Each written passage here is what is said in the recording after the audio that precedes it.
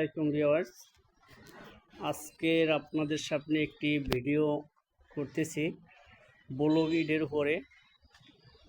হয়তোবা আপনারা অনেকেই জানেন, বলে থাকেন যে ইটে লবণ হয় পোড়ার কারণে কিংবা মাটি খারাপ এই কারণে, এজন্য লবণ হয়ে থাকে।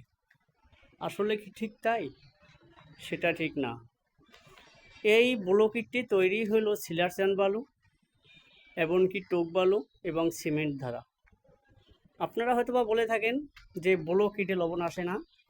এটা হলো বাস্তব চিত্র, আপনাদেরকে দেখাচ্ছি। এই লবণ এসে গেছে, এটা কিন্তু পুরোটাই ব্লক ইট। আসলে এই যে মাটির পোড়া ইটে, এটা বংশগত কোনো রোগ না যে ওটার সাথেই লবণ আসতেই হইবে। লবণ আসার কারণ হইল ভিজানো এবং শুকানোর কারণে। যেমন আজকের আরেকটা ভিডিও দেখাচ্ছি, সেটা হলো যেমন এই কলমটি হলো পুরোটাই আমাদের পাথর ঢালাই। তাহলে পাথর ঢালাইতে কেন লবণ আসবে? লবণ আসার মূল কারণ হইল এই গাঁথনিটা করছে আগে, কলমটি করার পরে তো গাঁথনিটা করার কারণে এই জায়গাটা কিউরিং করার দরকার হয়েছে, পানি দেওয়ার দরকার হয়েছে, যে কারণে ভিজে গেছে এই কলমটি যতটুকু না ভিজেছে ততটুকুই কিন্তু লবণ এসে গেছে। সেই লবণের হলো চিত্রটি। যে পর্যন্ত ভিজবে সে পর্যন্তই লবণ আসবে, কারণ এই কলমটি কিন্তু আপনার এটার সাথে যুক্ত কিন্তু আপনারা বালু এবং সিমেন্ট।